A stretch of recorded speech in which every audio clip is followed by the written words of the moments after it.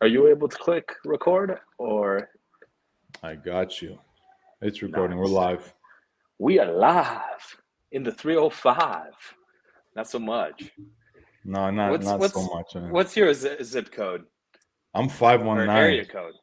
I'm five 519. one The nine, but I 519. partially rep 313 Detroit, and you know what I mean. Okay, okay. And There we Toronto go. too. I try to rep as much as I can.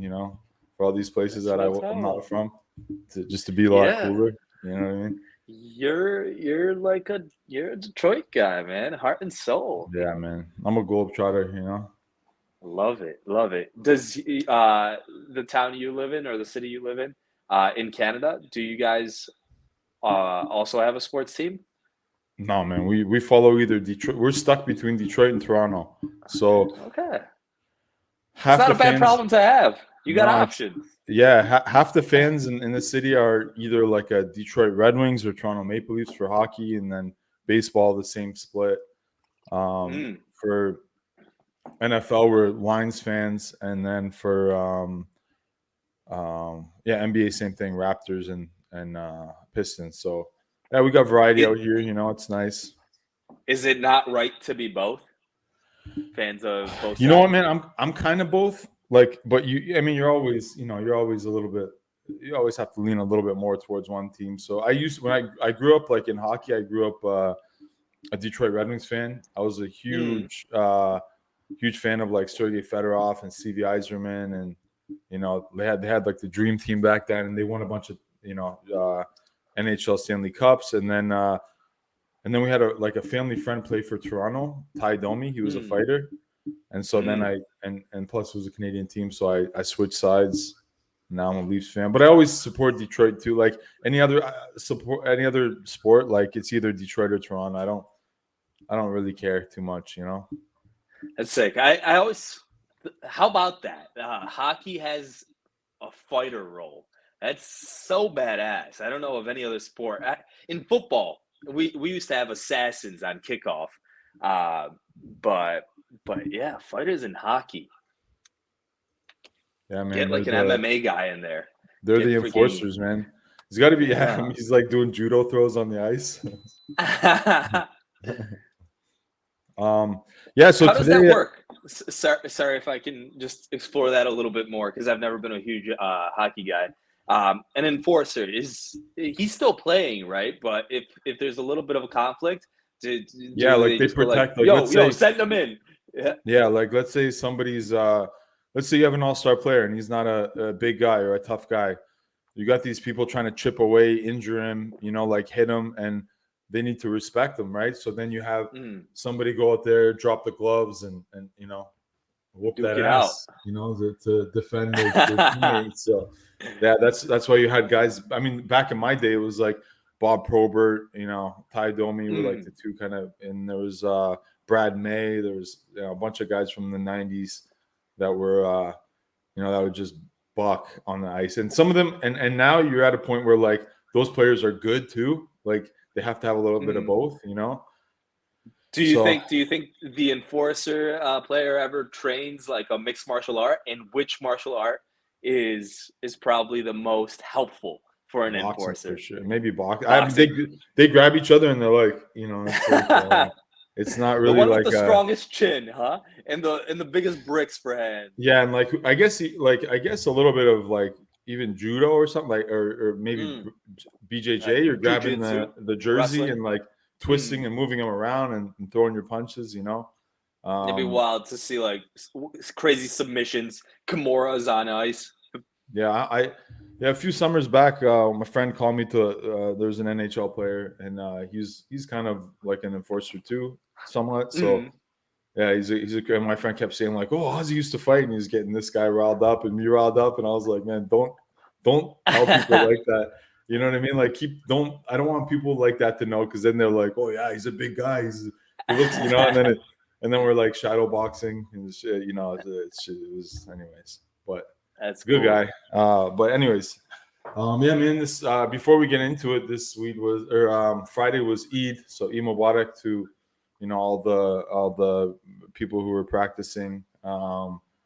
I was kind of telling you about it earlier. You know, the tradition is you wake up, you go to the morning prayer, and then you have breakfast or something, or, you know, coffee or whatever with family and friends.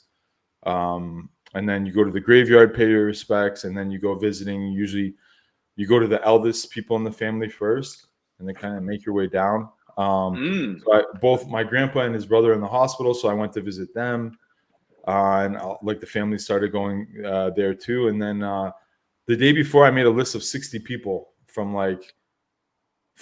here, like Windsor, Canada, U.S., Turkey. I have a lot of aunts and uncles in Turkey, and then even some friends in Dagestan. So I went through that list, bro. I hit 60 people up, like, you know, just to Get wish them happy out. holidays. Yeah. It was just something I thought would be, you know, like, it's just one of those things that you put in your mind. You're like, I'm going to do this. And so I reached out to a lot of people that So day. And that's it was all extended family, yeah? friends, family. Yeah. Like, but a lot of them were, yeah, like the first priority obviously were, you know, like aunts and uncles in Turkey. And I still have one uncle. I don't have his number, which is, you know, in Germany, that I need to call. And then a few other people who I don't have their contact information, or I couldn't reach because they didn't pick up. But yeah, What a great way to keep like the clan together in a world that's become like globalized and separate, different families all over the world. Um, what a great way to keep everyone yeah, tight man, to me. it's good to keep your tradition. Like you on Easter, you were like, hey man, I'm sorry, I know you're fasting, but I'm having a drink. I was like, no man, that's your culture. Those are your traditions, and that's how you like. You got to keep those. You know, you got to keep those and celebrate those, and not lose focus of who you are, and respect every. You know, we're a globalized world now, right? And it's good to respect different cultures and people, but it's also good to, like, you know, celebrate your own too, because you don't feel the same when you celebrate a different type of holiday that's not really something you grew up with, or, you know, your grandparents celebrated or your parents celebrated. So yeah, it's Uh, nice. like to build on that, one thing I was talking to a friend, Simon, and he because one of the big challenges of me moving to Poland has been the Polish culture of drinking vodka at family gatherings, etc. And vodka just does not go right into my bones. It just right away, I don't take it down well. Tequila, whiskey, much better. And he was telling me, he's like, one of the things in my family that I really like about vodka and like how it brings our family together is everyone comes in and they all have their own political views and topics, not even political sometimes. And Mhm. every time we disagree on something, we'll disagree, we'll talk about why we disagree, etc. And then once like there's no more conversation there to be had that's going to be constructive, positive, take a shot of vodka. And it's like, just poof, we agreed to disagree, bang, and next topic. And That's I'm like, hilarious, damn, bro. Yeah, that's probably some of the root of that culture. that's Um, funny. I appreciate you sharing that. But yeah, I've never really heard of that. And like in our, you know, in our traditions, we don't have that because it's primarily like a different culture. But yeah, we eat together a lot, and I'm sure every family, yeah, eats together. But yeah, these for us are big holidays. And yeah, that's really interesting. I could see how, you know, that would calm some people down about you know. I made the argument immediately. Like after a couple of those disagreements, things might get more rowdy, right? Mhm. um, Yeah, you're gambling a little bit there, right? yes. Yeah. But after every fight, there is always much more respect for for the fighters, right? In the ring and outside the ring, I suppose that translates too. Yeah, it's I always hated like family arguments. Like I've always tried to, you know, bite my Mhm. tongue, or like try to just, you know, there's been a few times that I was ready to, you know, We talked like about that last week when you were like, "Fuck, I hate the topic, the coronavirus topic," and you prefer to avoid it, not get it started. Where I did a personality test, and I'm a freaking debater, and so me, Mhm. I just think I would just keep it Yeah. going, fuel the fire. I really want to understand why you believe that. That's Yeah. cool. That's cool. Yeah, and that's like to me that's different debating something and being annoyed with something than somebody like disrespecting or like like Mm, when you have family, like you think about it, your mom, your your brother, your sister, whatever you might have there, and so that's you get defensive a little bit more. So when somebody says something to your mom, you're like, well, you need to chill that's the out. You beauty know what I of mean? it. Like if you can learn to practice and do it in a responsible, respectful way, then bang, that's what's up. But unfortunately, most people like we were never taught that in school, at least where I Mhm. grew up, how to do it right. Mhm.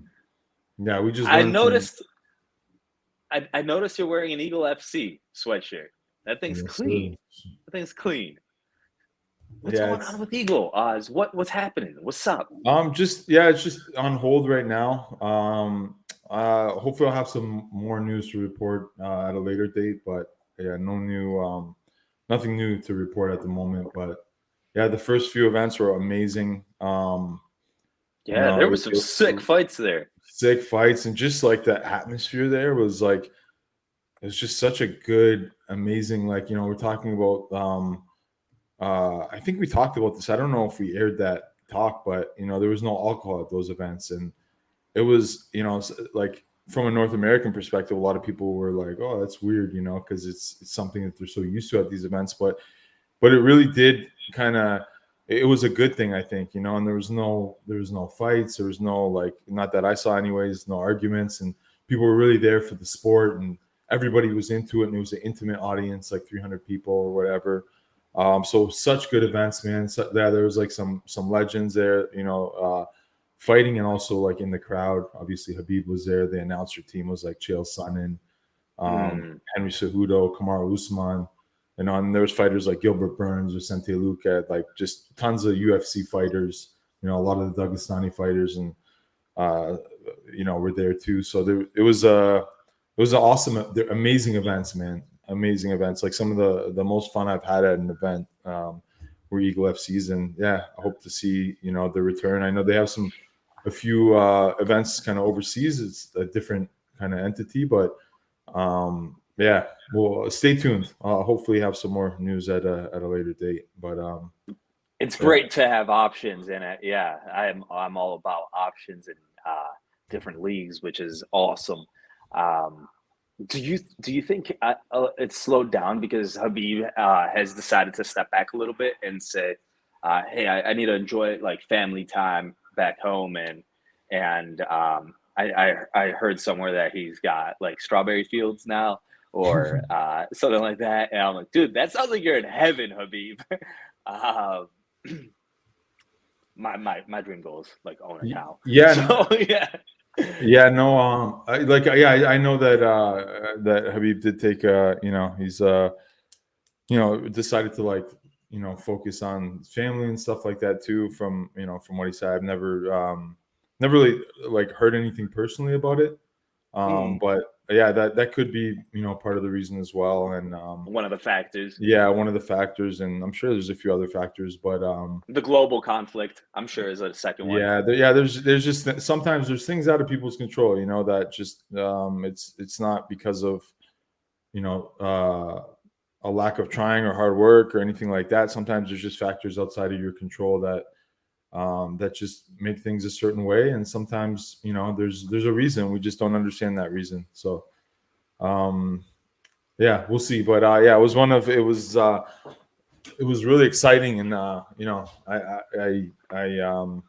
I'm excited to see what they do kind of moving forward. See what happens. Yeah. Uh, So today we're going to yeah, talk about, just to get into it now. hit me. We can follow back to it, but I just wanted to talk about the weekend a little bit. We had a UFC event, UFC fight night, Pavlovich versus Blades. That I think, um, Mm, you know, whenever we talk, I always talk about how much significance something has, and it's just a fight night, but I think this fight card had some significance to the heavyweight division. I So like we'll how you talk about said that.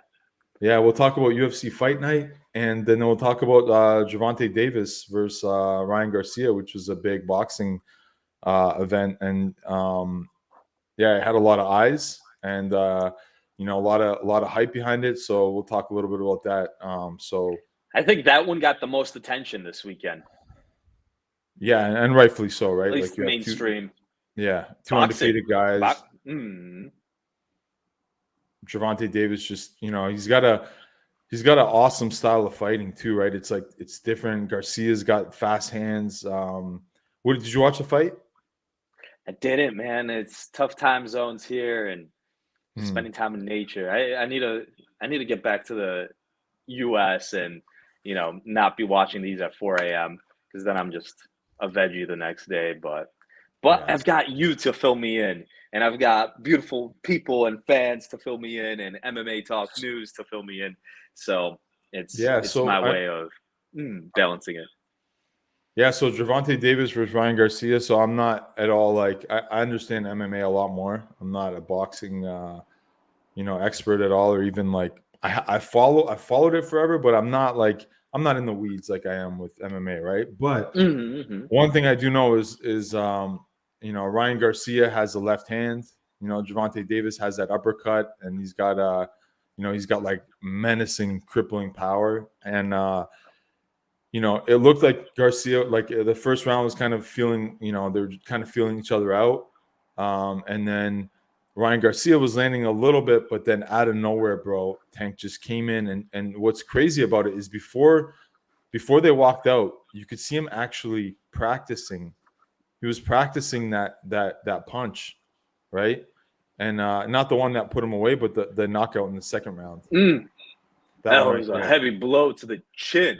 Yeah, so they were practicing that right. I think it was, I'm not sure if it was right or left, but right cross, and then like a dodge of the punch, and then an uppercut underneath. And he's so like, he hardly threw a lot of punches, but then that changed the whole dynamic of the fight, right? He gained Garcia's respect, and then from there he kind of dictated the next two rounds. Garcia got his right. So Garcia's his punch is his left hook, right? It's pretty big on social media, and Davis, like just like the celebrities that were there, his approach is interesting. Like he doesn't really. It's almost like he's reading his opponent the first, second round, and really just picking his shots, but he doesn't miss. So it's he's just a different level, man. He's just got so much power. He's like, you love to see these guys at these smaller weight classes that just have this crippling power. Like it's just awesome to see, Very cool. Very cool. Yeah, it's not every day that you see KOs and would you call that a KO? Not really knockout. I mean, he's not lights out. That's a good question. I think it is a KO still. Wow. Good stuff. But yeah, it's not every day that you see that in the lighter weight classes, which is awesome. That's cool to see. Yeah. Okay. Yeah, and then we had go ahead. Continue. Go ahead. No, do you have any more questions about that event or? Nah, I think it's cool. Okay. On to the next one. Yeah, so UFC Fight Night. So, like I was saying earlier when I kind of introduced this, like some weekends there's not a lot to talk about because, there's fights, but it doesn't have a huge impact on the rankings and the division and a future title contender. But this week was different, right? This weekend was different. We had Sergei Pavlovich taking on Curtis Blades.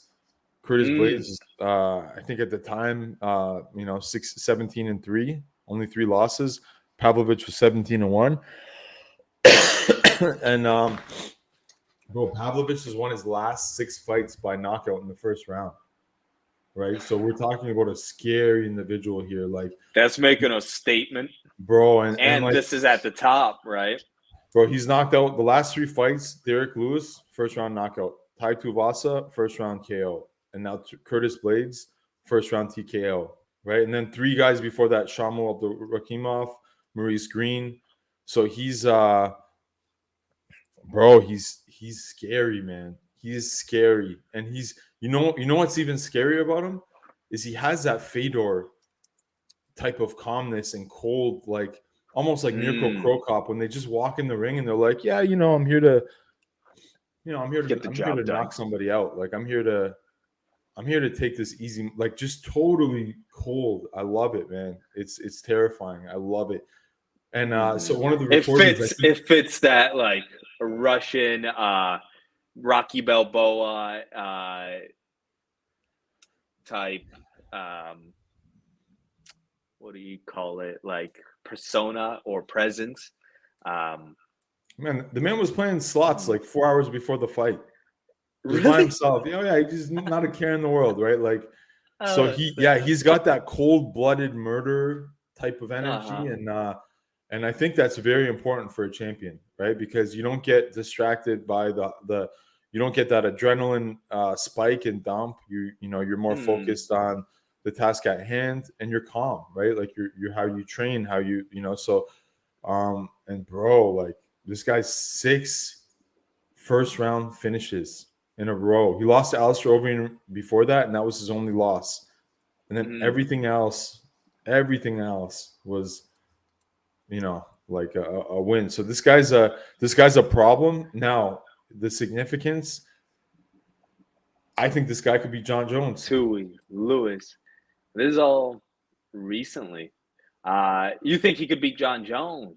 I do. I mean, I say that all the time, and John Jones always proves me wrong. So I don't know how Uh-huh, much it means, uh-huh. but one thing that Pavlovich was asked, like, how are you going to stop Curtis Blades wrestling and grappling, right? And he's like, well, I'm going to hit him before he has a chance. And bro, he was not playing. He was dead serious, right? So I So think like how'd that break down? It starts on the feet, and was Blades he said he was going to start by wanting to um, duke it out, right? Standing, but he said, yeah, but I'm confident that if it goes south, I can always rely on my wrestling, which is my strongest suit. And it sounds yeah. I like mean, he never got that Curtis. chance, huh? Listen, when somebody's a wrestler and they have decent hands, they have more. Mm-hmm. They're more of a threat on the feet. Why? Because people are anticipating a shoot for a takedown, and so they have more to Mm-hmm. defend, right? So Mm-hmm. it puts your opponent in a predicament where they have more to think about, right? And so, Yup.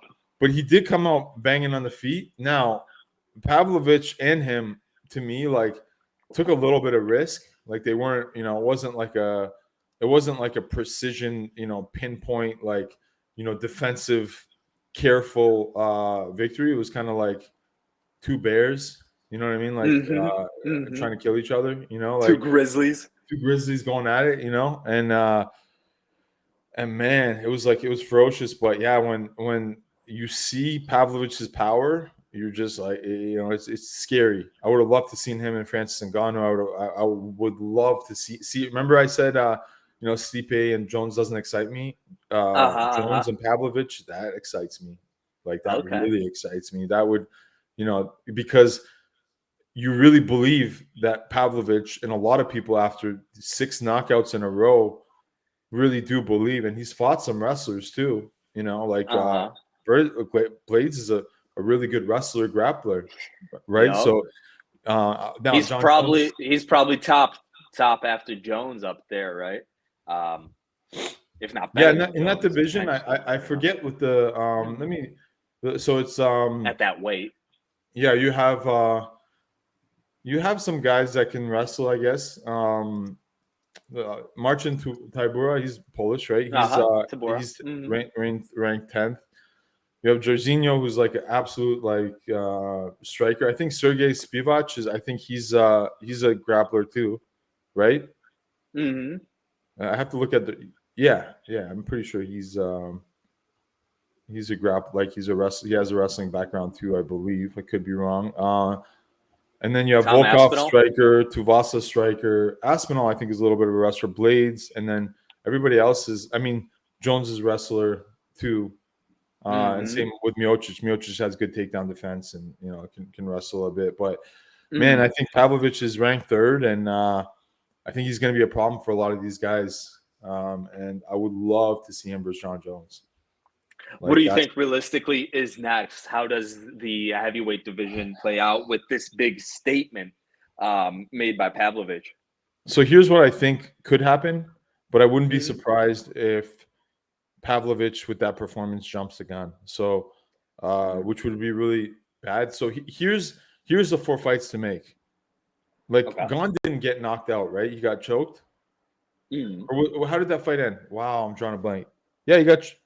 Yeah, right away at the very start, boom, choked. Yeah, choked, By right? Jones. So yeah, so he's not. It's not like he's he got his his head rocked and he's concussed. So you could do Pavlovich versus Gon, which is a really interesting fight because you have a technical striker versus power hitter, and then you do Miocic Jones, or Pavlovich jumps the line, cuts the line, cuts and Stipe. and fights John Jones directly. Right, because Gon and Jones just fought. Blaze just lost. Yeah. Aspinall lost and got injured. And then there's nobody else, in my opinion, below that's deserving. So those are the only two, the only people that can fight in the next 4 to 6 months that are in title contention are the top, are the champion, John Jones, and then the 3 contenders. Okay. Could we explore one route, a route of Pavlovich versus Cyril Gane and Stipe versus Jones? That's what my first prediction. Yeah. So if this is the most likely prediction, at least I feel that's the most likely one. How does that play out? Let's dissect Pavlovich Gane.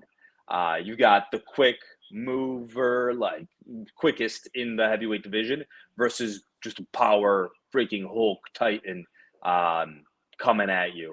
And then one that's just on a winning streak, right? And the other one that's just suffered a defeat that's, that bears on people's minds from what we've heard fighters say. So taking all that into account, walk me through your thoughts on that, please. Man, so Pavlovich versus Gane, I mean, it really is somebody who's, Gane's like a guy who, I'm not saying he's a point fighter, but he moves around. He wins. He knows how to win, and he's very strategic and and where Pavlovich likes to get in there and get out, it seems like real quick. So, I mean, you could see that fight going 2 ways. You could see Gane, getting hit, kicking, getting out a little bit distance, right? Yeah, I was gonna say, sorry, from Pavlovich's perspective, you could see Pavlovich knocking him out the first round, which he's done 6 times in a row now, or you could see Gane, not really be in range at all and just kind of tap, maybe like a leg kick, just like points type jab. deal, exactly, and drag it out. surviving till the end, and earning them points and winning by decision. Yeah, like what do I think will happen? I mean, I don't know. It's a lot to. That's the fight game. You can never know for sure, right? Yeah, but I mean, the momentum and first. Go ahead. Yeah, if I had to pick somebody out right now, I'd say Pavlovich. Could be a little bit of recency bias, but he's been too effective with his, with his power. Like he's been too effective, so it's hard to. He'd catch Cyril somewhere within rounds 1 to 4, 1 to 3. Yeah, I'm guessing it's much harder to perform in the later rounds for big guys. Yeah, I don't think we've seen. Pavlovich has gone to the later rounds, but it's been a while, man. Like I think it's 8 fights ago was the last time he went to decision. And that was probably, I'm guessing that was a 3-round fight. No, it was a 5-round fight, but that was 8. That was fight nights, global fight nights, like a while back, right? That was what year was that? 2017. So like it's I don't think he has. I don't know. I don't know. And so we'd have to see. That would be a big thing. Is like I'm sure Cyril Gane would want to take him into those later rounds and keep his distance and not try to hurt himself. Rightfully so, right? And then, I mean, Jones, Miocic, I just think, it's been a while for Stipe, and Jones is just, I just feel like Jones would win, but. And do you think he wins? Dissect that a little bit. Walk me through it. Your first instinct. I honestly think it's a decision because Miocic is like they go the distance. Miocic defends and just doesn't get submitted, doesn't get KO'd, and just keeps keeps the pressure on Jones? Is it Jones keeping the pressure on him? The one thing that stays in my mind with Jones always is those nasty elbows, inside leg kicks. Can he perform those in the heavyweight division? And how do they Yeah, influence? he kicks on Mhm, top of the knees. He's ruined some careers with those kicks too, right? mhm. The thing about Jones that I didn't get the answer to, that I really wanted the answer to in the Gone fight, is how good his cardio would be at heavyweight, right? Mhm. Like, can he last 5 rounds? Cardio, You know, speed. yeah. Mhm. We didn't really get to see too much out of him, We have so no intel. We have no intel on Jones at heavyweight, which is no. interesting, which So you makes him find a yourself black in a horse. similar predicament, except Miocic can wrestle and he's got good takedown defense. Like, he can't be Mhm. taken down, but he's got good takedown defense, and so and So he's strong. do you call them almost even? Jones with having phenomenal wrestling, but not truly tested in heavyweight outside of practice and stuff, but never in the public's eyes. And then you got Stipe, who's always been wrestling at that heavyweight. Um, but Jones is just GOAT, right? So the wrestling kind of balances out. And I know you're not gonna, what are you gonna do with wrestling? They're just gonna tire each other out. No one's gonna submit anyone there. Maybe ground and pound, right? But they're both super smart wrestlers, so that kind of, in my mind, negates that a little bit. That field of play, which definitely takes place, I think, throughout a 5 round fight.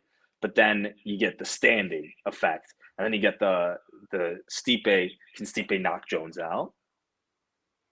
I mean, he could, but I don't see it. I don't see, like, John Jones is a much smarter fighter, in my opinion, and I Mm. think they come He with a doesn't like better. to get touched. He doesn't like to get hit. Yeah, he plays it safe. He does what he has to do to win. I think he'll figure it out against Miocic. I think they'll have Hmm. their strategies, and I don't see. I'm gonna say here, I don't see Miocic beating Jones. And Woo! we haven't seen Miocic fight in a while either, so it's hard to Hmm. even tell where he's at with his training, his shape, his. I just love Stipe's heart. Like he is Oh, such a yeah. freaking. I can see Stipe like, oh my god, this is like a legacy fight for the both of their careers. Stipe would give it his all his experience, everything. If Jones, you know, if he can last, maybe in the third, fourth round, like it would be such a war. I think such a dogfight between those two.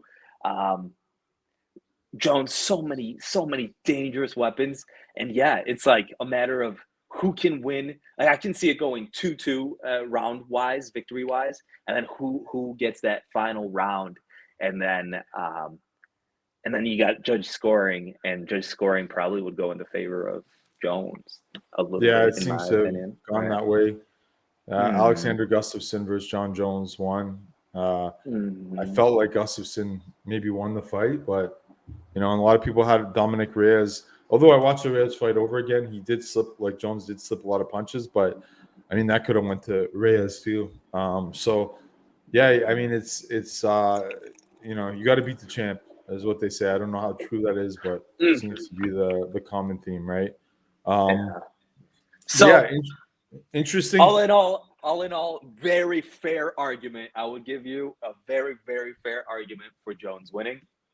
Would love to see it.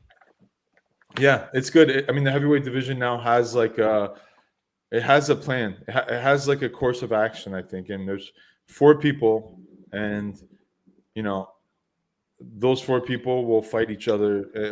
Some combination will fight each other, and then the other combination, the winners of those two could fight for the belt, right? So Okay, so now that we have the winners of both of those, we see Pavlovich, I think, winning over Gane because of the streak and the mental.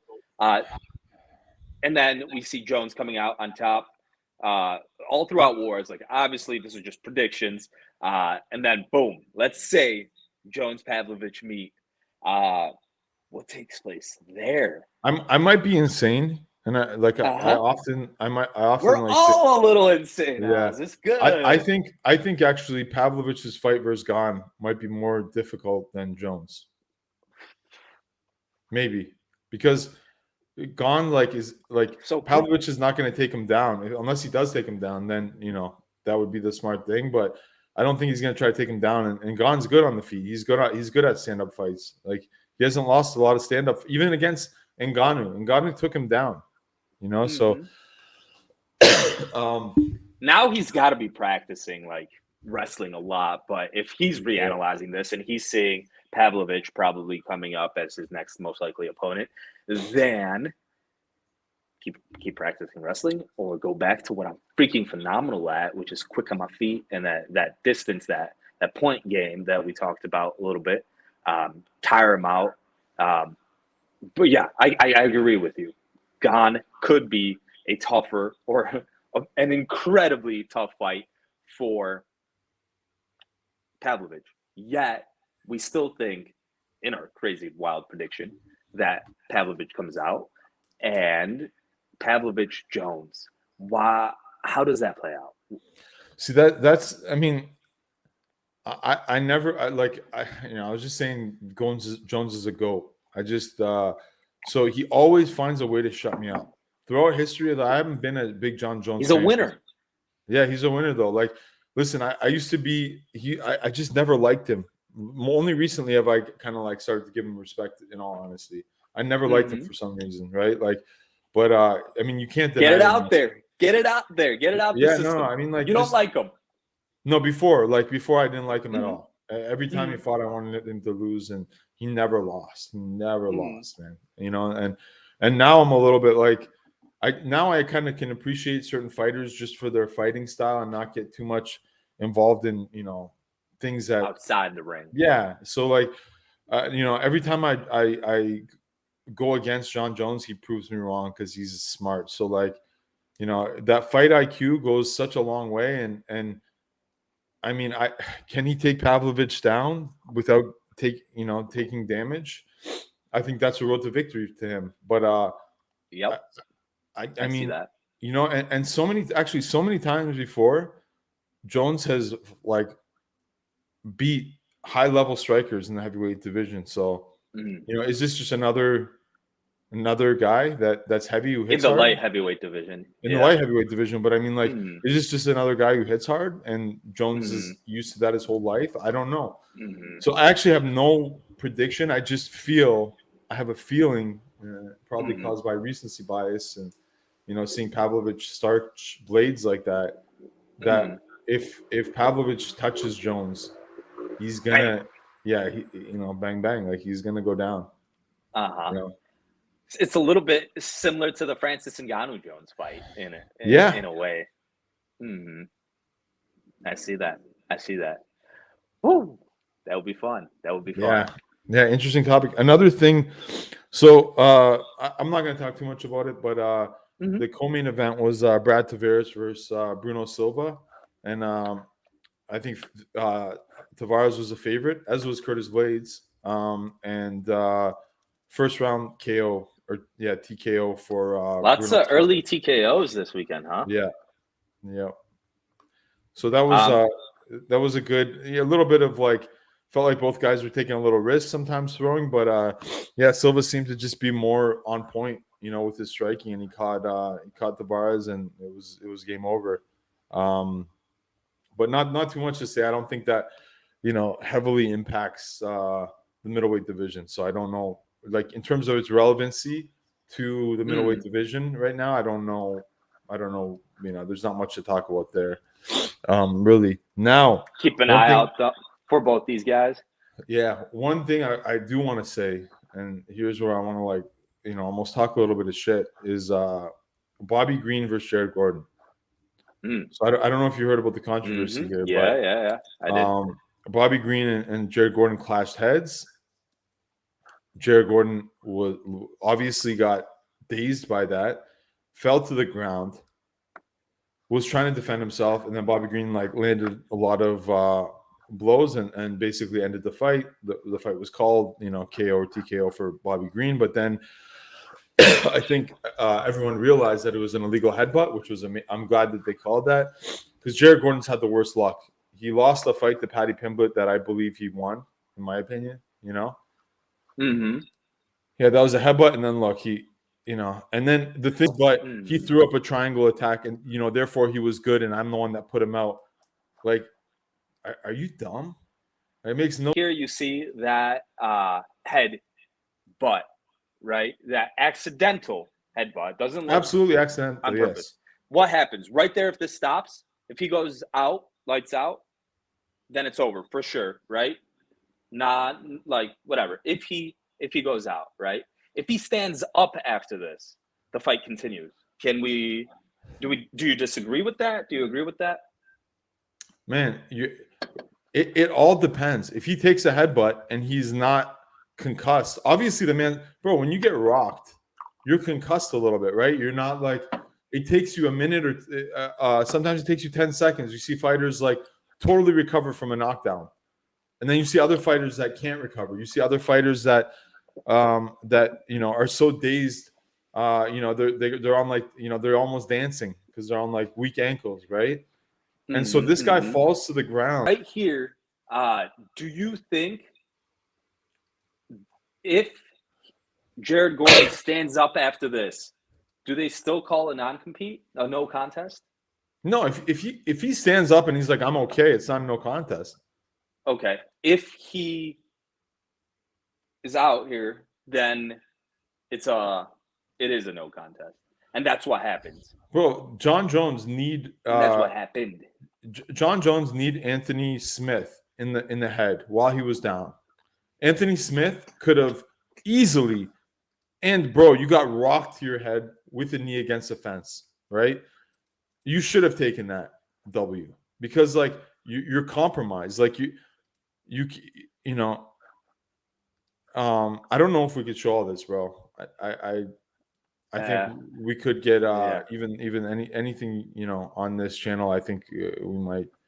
But either way, we got to give him credit. I got to talk to Coach still about that. Because it could kind of jeopardize the whole, even this. Thank you, ESPN MMA for the content and UFC for the content. God bless your souls. Don't take us down. YouTube. Yeah, we love you all. We just want a good conversation, and we want market. Bro, they took down Bisping's documentary. What?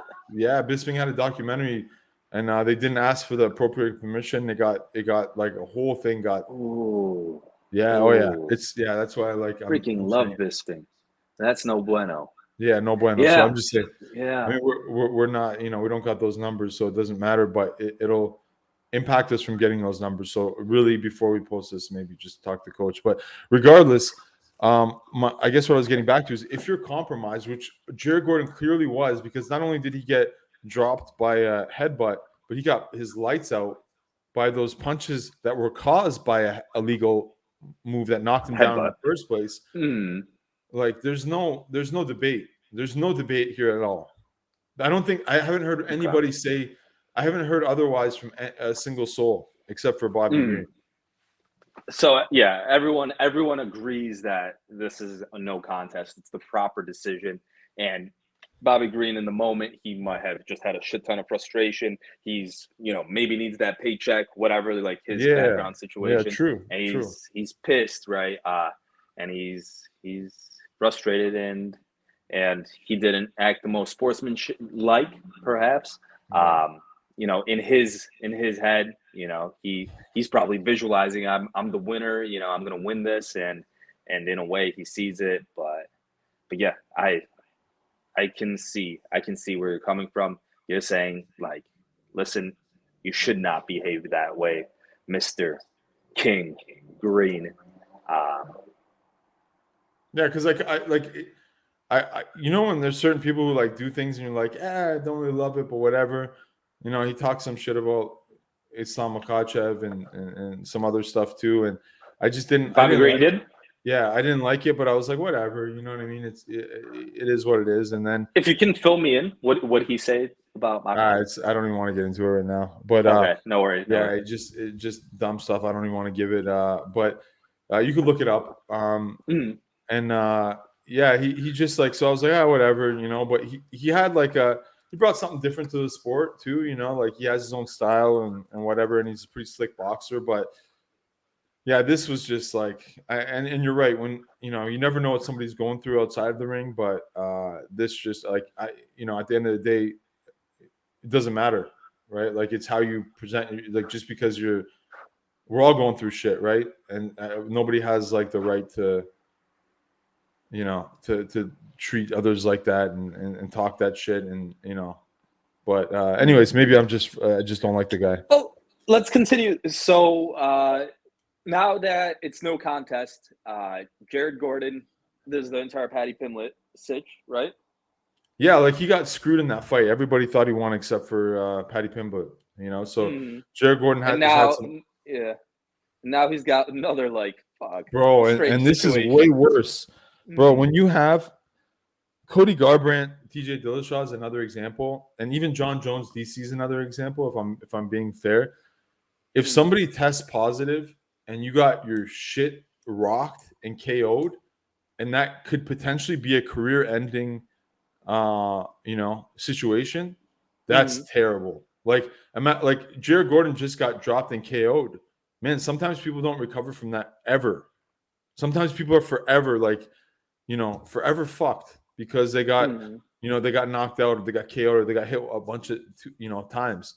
A head kick, but especially if it's like it's such bad luck, man. I know Bobby Green didn't mean it. I know, like, as much shit as I talked just now about Bobby Green and how he handled that situation, which I still don't agree with, but you're right. There might be other issues going on. He didn't mean that. No way.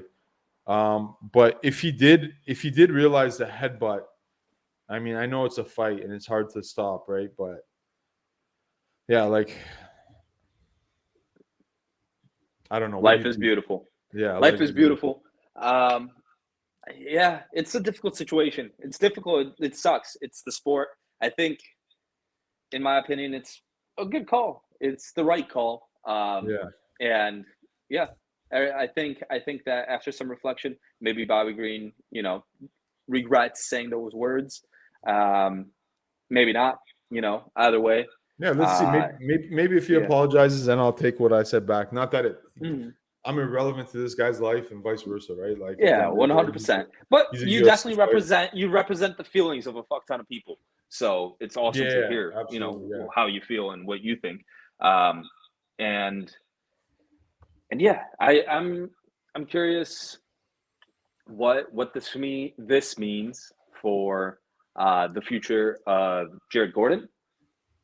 Probably. How was the fight going? How was the fight going before this moment? I thought Jared. It was pretty competitive, but I thought Jared Green. Listen to me. Jared Gordon was doing well. Like, I thought he was he started to I think he landed like a few good shots right before that. But I mean, for Jared Gordon, I mean, this was a no contest, but he hasn't won in 3 fights, right? I think maybe even more. I could be wrong. I'm trying to find his stats real quick. So he lost to Paddy Pimblett, which was bullshit. Oh, he beat Leonardo Santos. He lost to Grant Dawson. He lost to. Oh no, he won 2 decisions. Wow, this guy he's been active, man. Yeah, fought 3 times. Yeah, he lost to Charles Oliveira. So actually, he's been off and on, winning and losing. So maybe it hasn't been 3. Yeah, he's lost 3 out of his last 3 fights if you don't count he's lost 2 out of his last 3 fights if you don't count what just happened. So in this case, if you're Jared Gordon, I think what makes the most sense is probably a rematch with Bobby Green or Paddy Pimblett. No. Yeah, and they're both good fights for him. Like, they're both well-known guys, kind of, and but he needs to recover too. You don't know how bad that KO was and how bad that concussion was. So I think he might even be on like 3 to 6 months suspension, right? Like, you can't fight right away after a KO. So it might be 3 months. It all depends on the situation and the assessment after. But good stuff. Oz, because I've got to pee really bad. I'm just gonna run pee real quick, and I'll be right back, partner. Sounds good, man. Sounds good. What do you guys think? Am I crazy here for thinking what Bobby Green said was was way offside? And then I'd also like to hear what you guys think about Pavlovich. Like, who does Pavlovich beat in the top 3? Does he beat Miocic? Does he beat Gane? Does he beat Jones? What do you guys think about Miocic versus Jones? Who wins that fight? Yeah, I love when these, like, just kind of recapping on the UFC fight night and what it meant. Like, I love when we get in these situations where the division gets like there's like a like more contention, and there's not like, I mean, sometimes you get into a situation where you don't even know who the next fight is. Like, I think the middleweight division right now is a little bit like that, where you don't really know who's going to fight who next. Like, who does Izzy fight next? He's kind of fought everybody, and I would have argued that he fights somebody like, or he fights, what's his name again, Alex Pereira again, but the guy's moving up, so you know. So, anyways, heavyweight division exciting again. I was just talking, rambling, summarizing, but Tom, anything else from MMA talk? You know That's what? exciting for you? Bellator, Rafian Stotts and this Patchy Mix. This is low key like big in that division, and I didn't I've watch it, been which is no worries. I think this one's interesting. This one touches me personally a little bit. I wish I was able to watch it because a friend of mine that went to high school with me, Danny Sabatello, he fought Rafian Stotts before this fight, and there was so much like beef and a lot of talk before that fight, and it really got the division lit up a bit. I remember that they came on stage after a fight and they were talking to each other and like talking so much Danny trash. Sabatello. Yeah, He I plays do such a remember good that. bad guy, and he's so good with his words, good at making people dislike him, which sells, and Mhm. it's cool to see. It's cool to see, someone I grew up with doing that, and yeah, Rafian and him had a great fight, and Patchy Mix comes out on top. I remember him talking before the fight that, yeah, this is cool. This is cool. But yeah, we'll have to watch that, or maybe I gotta reach out to freaking Danny and have him on. It'd be really cool to talk to him and just see his thoughts on the UFC and just fight game, what it's like training. I Yeah, think he you hear trains about with the experience in Bellator and yeah, even talk, like how he's training. He's at American Top Team, if I'm not mistaken. And yeah, we'll see. mixing up with some Um, killers there, man. yeah, yeah. So Danny, I'm gonna send this little short to you, man, and I hope we can get you on to just chat with us. Oz, life is beautiful. Always, my What brother. else? What Always. else? Today's MMA talk. We could cover that a little bit. We Yeah, that's what I had was saying. Is there anything on MMA mm, talk that you want to talk about, or? uh I see earlier. Connor was belligerent, drunk. Yes, Looked like he was on more than Connor. one Connor had a substance. good weekend, a big He had a good weekend, time. right? Yeah. Yeah. So I saw him talking to Mayweather Senior um, about how, because from my understanding, Gervonta Davis trains with Mayweather Senior, Hmm. and Connor being a little bit more humble, and recently he's had like a humbler tweet. But he was saying to Floyd Mayweather Sr. that, oh man, dude, like I would love to train with you, um, which is kind of cool and interesting to see.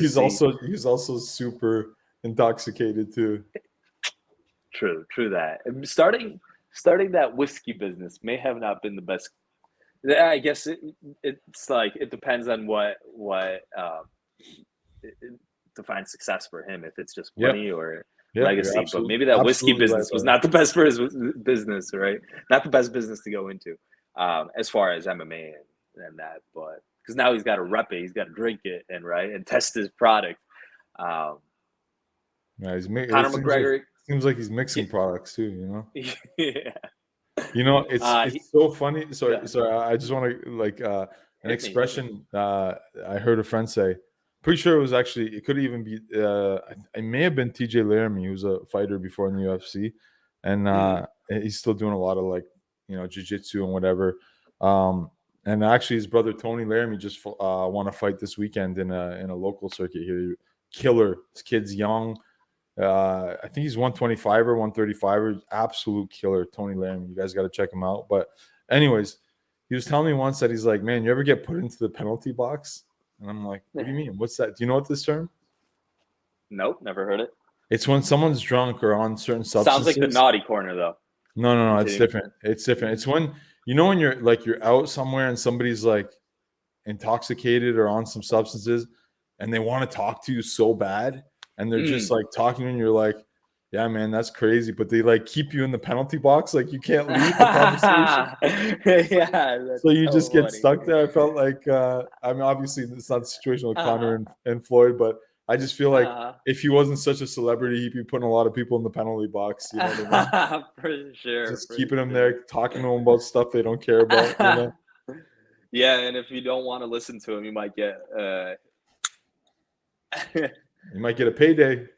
Yeah, might get a payday. Conor McGregor gives his prediction on Nate Diaz and Jake Paul too. He says Nate Diaz all day. Jake Paul disagrees. He says, I'm a better boxer than you, Conor. I'd take Diaz out. I will take Diaz out. And then me and you should fight. Thoughts on that? For the views, my boy. It's all for the views. And obviously, why not? Like, of course he's going to want to fight Jake. Like, I'd fight Jake Paul, man. Yeah, would I get my ass kicked? Paul? Oh, yeah. Jake Paul's, he's a big guy nowadays. Oh, no, he knocked me out. Jake Paul, anytime you want to fight, baby, send me the contract. I'll fight him and his brother. I'll fight him and his brother at the same time. And, Jake Paul and, like, everything, but his story is pretty crazy, Oz. Like, if you see that first clip of him, listen, you see that, you see that first clip of him when we first trying to start training. Like, dude, he just looks like a beginner, right? And to really make those advancements, those leaps so quickly, to me, that's really exciting to see. How much he weighs a lot more than Nate Diaz? Yeah, he's gonna definitely cut more than Nate Diaz, and they're cutting to 185 if I'm not mistaken. Yeah, so Nate Diaz was fighting at the highest 170. So already Jake Paul always gives himself an advantage, right, in these fights. But yeah, man, like good for these guys. As much as I, not the biggest Nick Diaz, Conor McGregor fans, like, make your money, man. Do your thing. Nate Diaz was busy choking people out and slapping people this weekend too. Did you see that lookalike? Yeah. I'm like kind of curious if freaking Logan didn't actually his marketing team didn't go out, find someone that looks like him and pay that dude to instigate Nate. I would not be surprised. It sounds you're 100% right. That's what it sounds like, and that's a good marketing tactic. But man, Nate Diaz got to be careful, man. I mean, he doesn't. Who cares what he does? He doesn't care either what he does, but. You can't be choking people out like that in the street, on a cement street. At least drop them nicely into the street. Not like cradle them down. Cradle them to the ground. Like pet that beautiful blonde hair too on the way. Yeah, I mean, unless you're in danger, then you like. But he wasn't in any danger for his life. Like it didn't look. I mean, there was some like stuff going down around him, right? New Orleans, man, that's like a pirate town, man. When it gets wild over there. But do you like watching documentaries? Speaking of wild, yeah. Have you ever watched? There's a new documentary about King Von. It's 3 hours long. Okay, tell me more. Oh, it's okay. So the main premise is King Von was a rapper from Chicago. Okay, he's as old as me. 1994. Yeah, he's dead now. He got shot. But basically, what this it's a 3-hour documentary. I'm gonna try to find it real quick. King Von on YouTube. But basically, it's this guy who digs up all of his Twitter. And basically comes to the conclusion that King Von was a serial killer. Wait, what? Yeah. Wait, who did all this research? I'm trying to find. Let me just find it real quick. Just give me 1 second. Oh, there it is. So there's a person that did this research. Yeah, I'll send it to you in the. I'll send it to you real quick. One sec. But yeah, basically he starts off by like defining a serial killer, right? Uh-huh. And do you have WhatsApp on your computer or no? Yes. Okay, one sec. Where are you at? Okay, so this is the this is the clip, the video. Um, but so obviously Chicago and Chirac was a place where a lot of murders were happening, and it was gaining a lot of popularity because a lot of them were rappers too. Mm. So if you look at this guy's name, his name is Traplor Ross. I think that the guy's name. Okay. Okay. Tell me And more. he basically he dissects all of King Von's tweets, and they had beef with another block, and basically he comes to the conclusion that King Von was killing for pleasure, and he loved Uh-huh. killing, and that he would like flaunt it, which was his like Uh-huh. kind of trademark. Like he would talk about it beforehand and afterhand on Twitter. So he like recalls all the Twitter like when King Von posted the murders that him and his team did, and it's really insane, man. It's you got to Uh, watch it. It's is really Chief Keef involved in this by any chance? Because Chief yeah. Keef's So also in Chief Keef is Chicago. old block too. So Huh. that's King Same Von's like gang.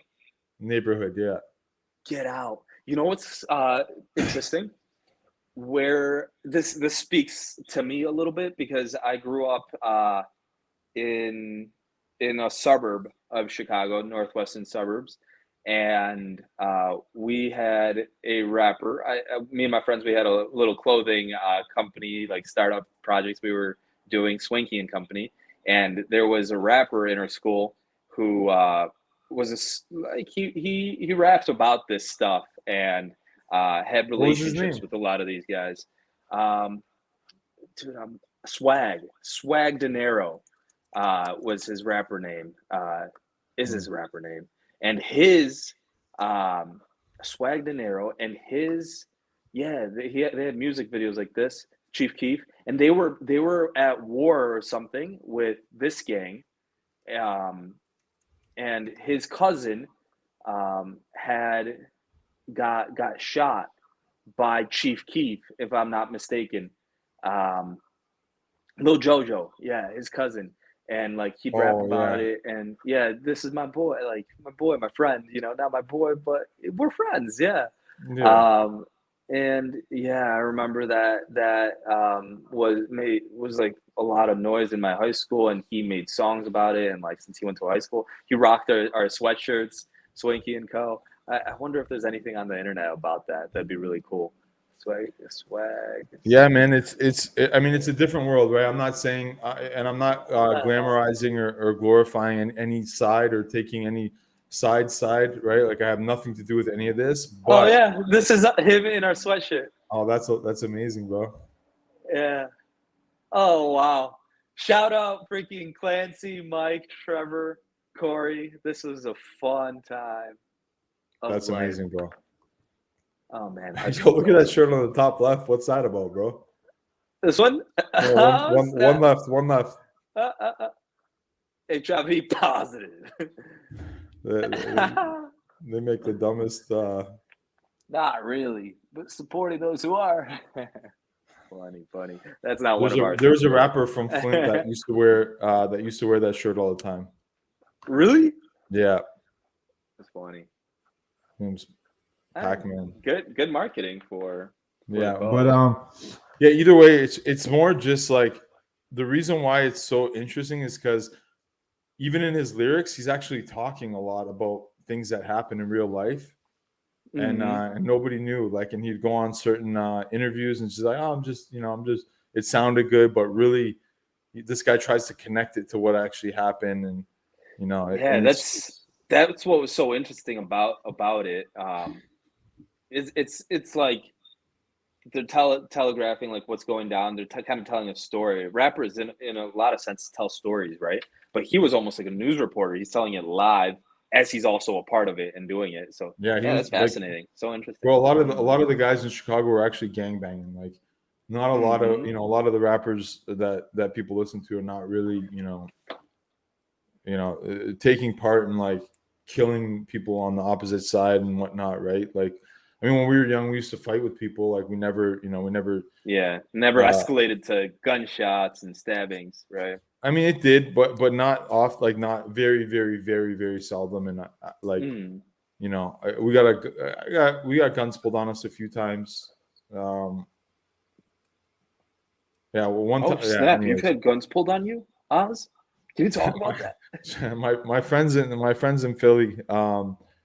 Yeah, my friend was throwing bottles outside of the car, a plastic bottle to the car behind us, which were friends of ours, and we were just near the Rocky Steps in Philly, and they just the thing was they brought us through the hood in Philly, like Kensington, and your buddies did as kind of like welcome to Philly.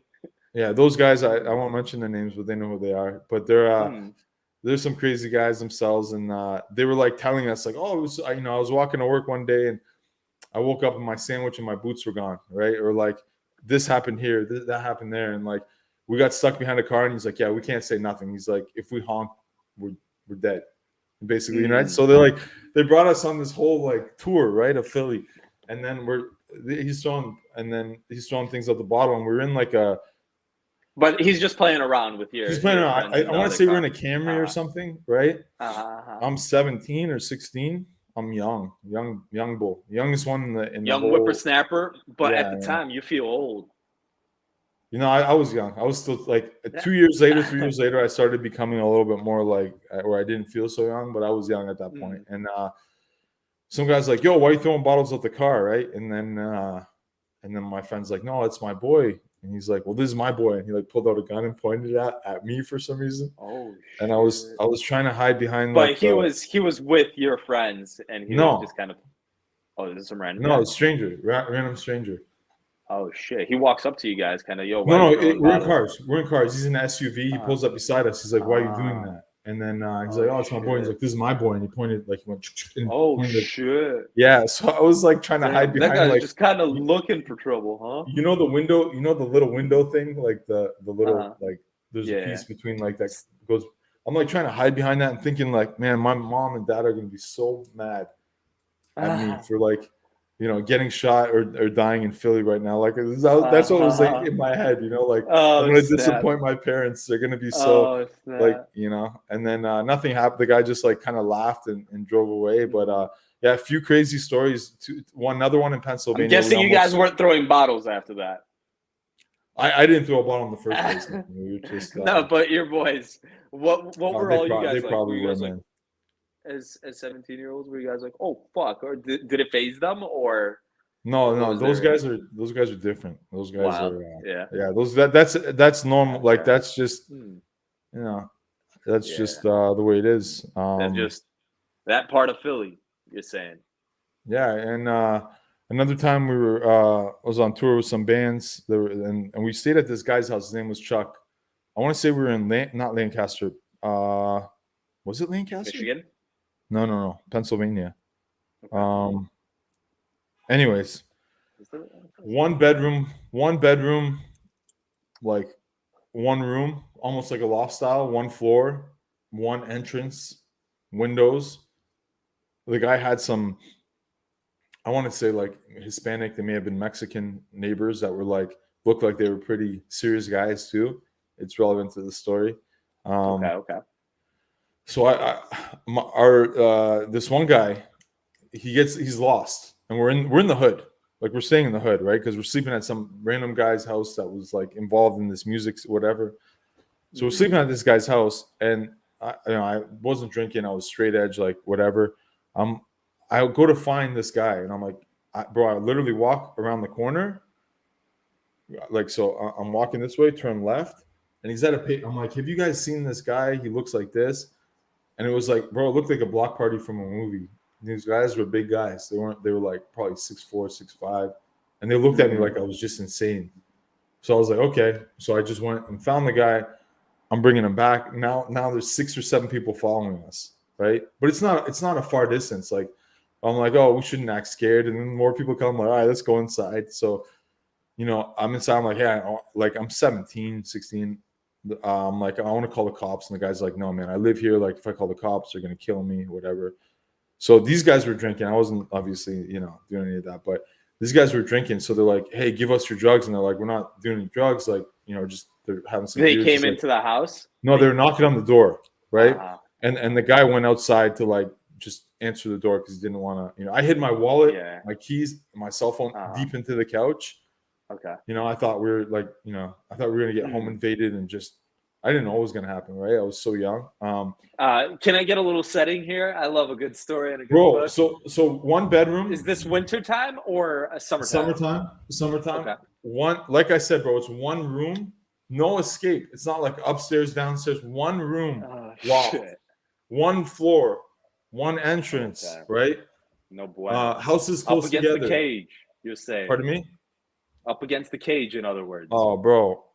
Like if it happened later in life, I would have been ready. I think I would have found it, something to, like even 3 years later, I would have found something in the kitchen or something just to defend myself. But I'm shook. Like I'm at this point, I'm just like really deathly afraid, right? So these guys, so this guy's like, he's like, no, we don't. He's like, we have beer or whatever. So he gives them the beer, right? Bro, I don't know how this guy did this. This guy he got like punched. Your friend, the host of the house, got punched. Exactly. He fell in the house and somehow locked the door and was like almost like knocked out inside.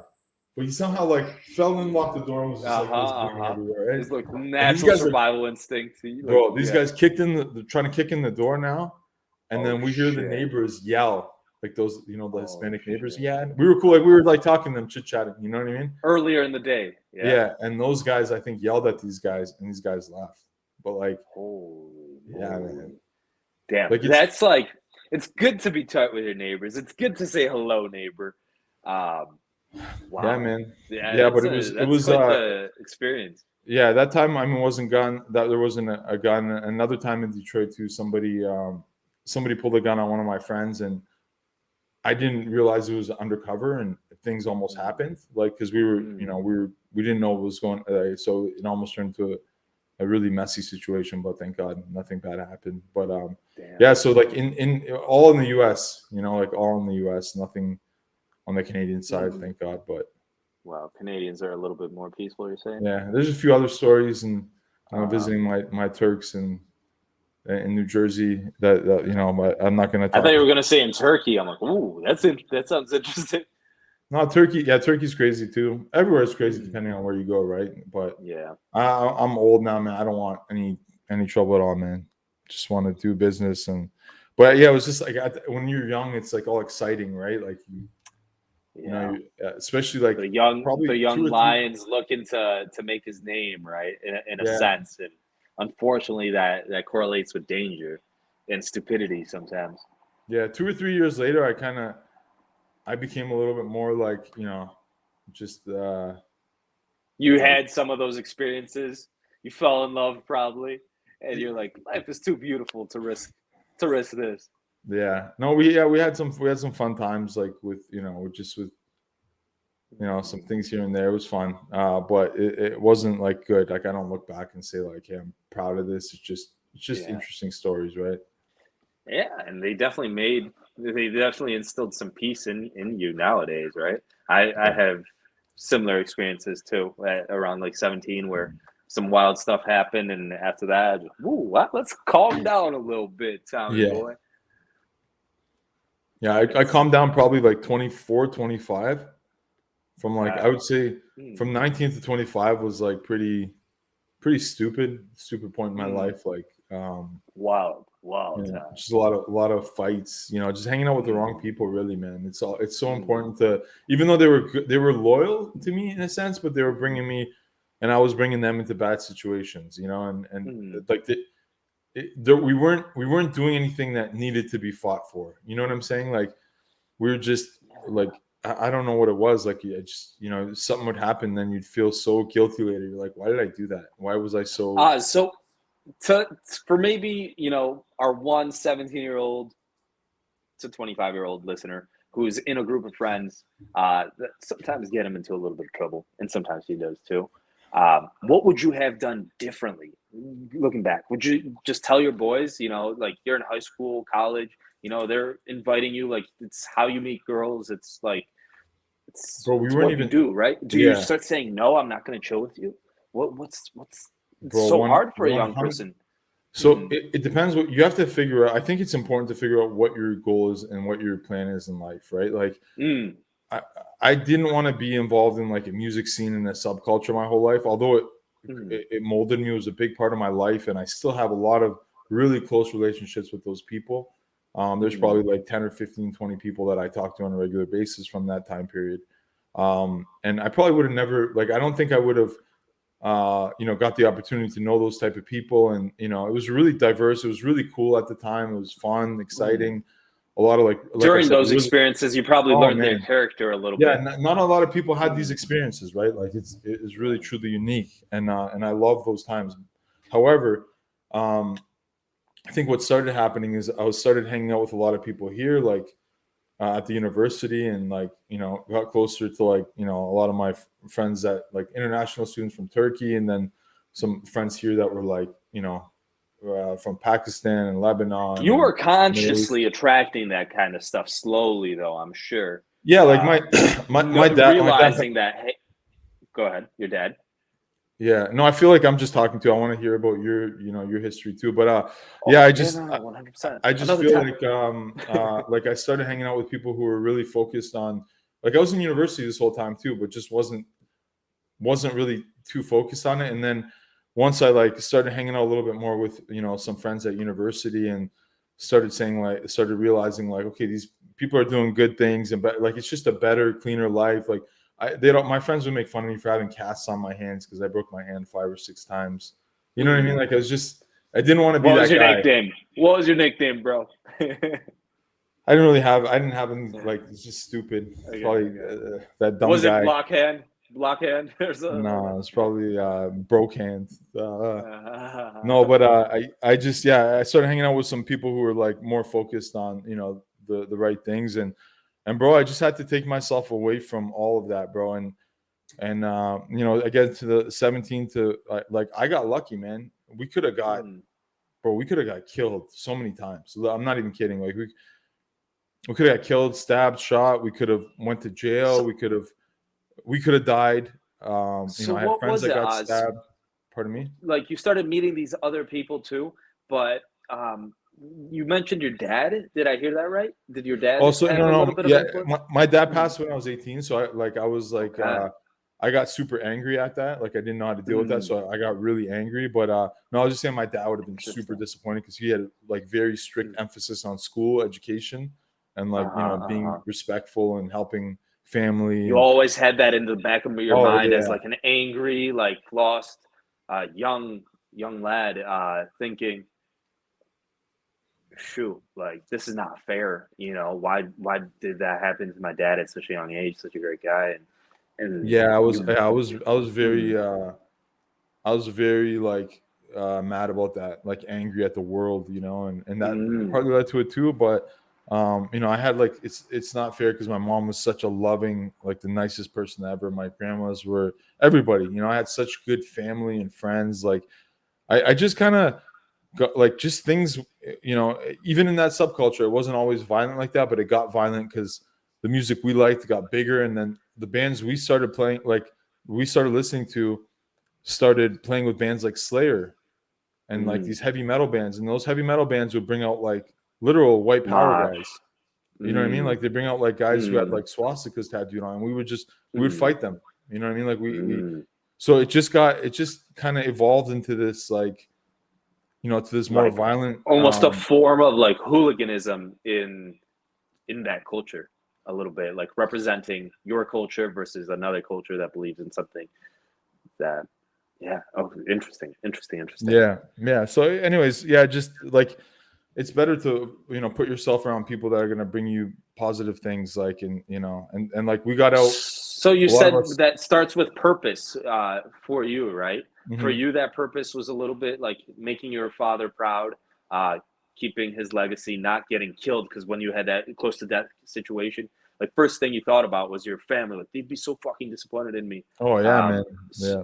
So like family is important, right?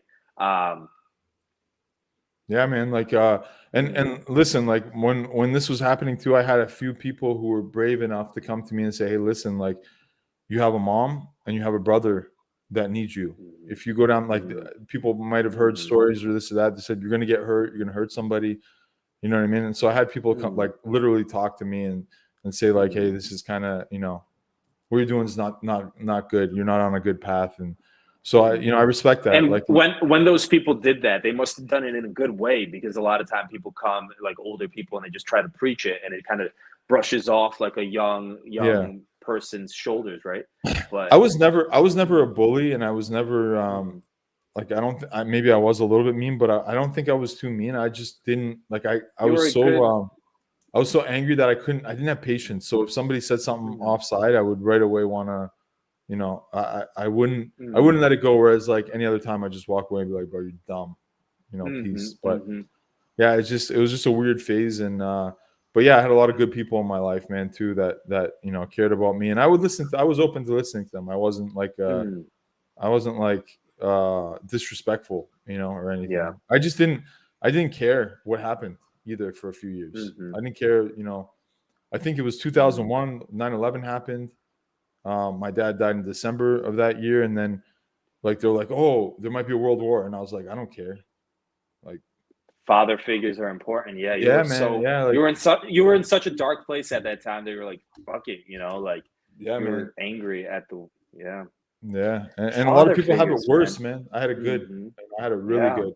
A lot of Yeah, people you had don't have that, father like figures, if you mother don't have that figures. father figure, don't have that Yeah. family, like uh integrity, that culture, that loving mother, Mhm. then shit, it can get real dark for people. And like I love to say life is beautiful, but dude, life can be freaking scary. Life is dark. I Um, mean, I had a great life. yeah. I had a, like, Mhm. alhamdulillah, thank God, right? I had a great, Mhm. great, amazing life. But yeah, man, some Mhm. people have had very dark, dark lives. I was talking to somebody today, and on the work thing, right? Because I'm really, like, I'm really trying to build businesses and help people, and like, anyways, he was saying, like, you know what, man, I love what I do now. 16 months ago, I was doing this other thing, and I'm so grateful to be where I am right now. And I was like, man, you have the perfect outlook on life. Like, to be grateful for what you have right now and not compare yourself, and just be thankful. Like, such a good outlook to have. Mhm. Yeah, that's something that I started implementing in my life. When I was younger, I'd hear people say, like, "Yeah, every day I say I'm grateful." I'd Hmm. kind of just view it maybe as a little bit cheesy or something. But I actually started like making it a habit, a routine, to every morning ask my girlfriend, "What are you grateful for?" And I said, "What I'm grateful for." And just that little thing, answering that out loud, putting that on paper, like, dude, like, boom, that changes your whole entire outlook on life. Like, you wake up, oh fuck, I have all these things to do, and fuck, I'm grateful for like I got a these job, challenges, these opportunities, food. Yeah. these problems that could make me a better father one day, a better man, right? And just saying, like, I'm grateful for fucking even being alive, because Oh I yeah, could, man. yeah, I could have lost my life during all those stupid things when I was younger, right? Yeah, But or like if driving like if an idiot when you're young. Anything, right? yeah, Like, any moment. But yeah.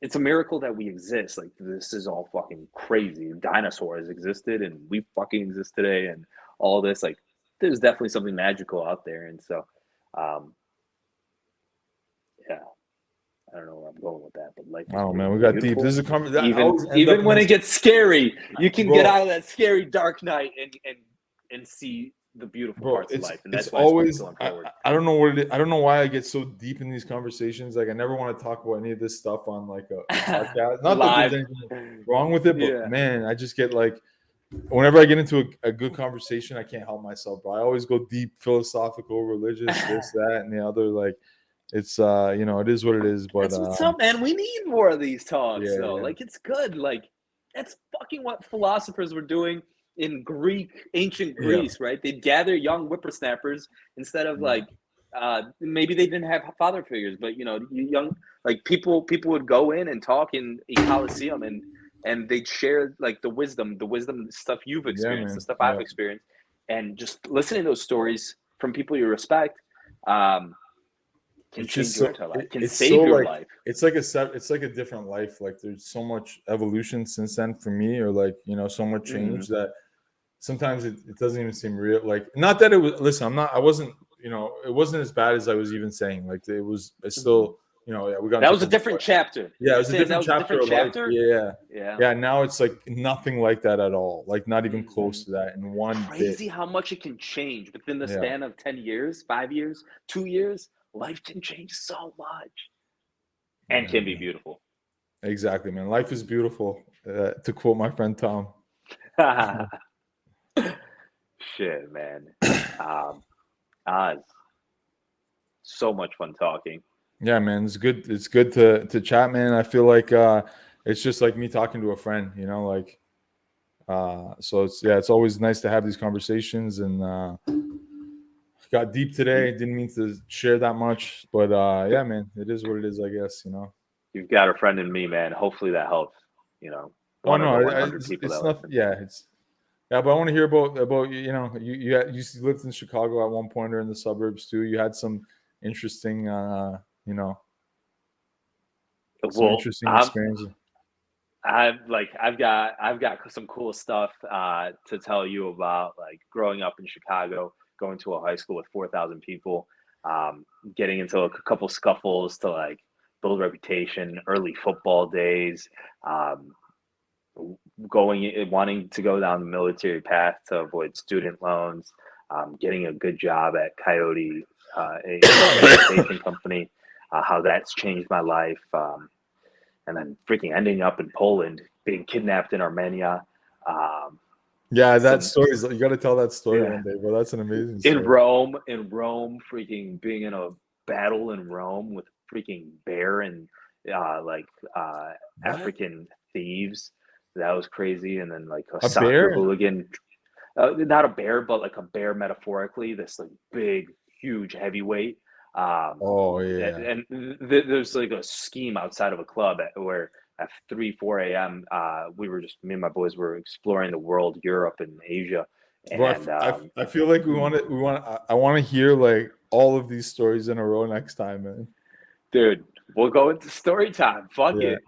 it. These are fight stories. These are mixed martial arts stories. Maybe it ain't so finesse, but I think people can connect, especially fight fans. Um, yeah, I'll share those Yeah, stories man. in a future one.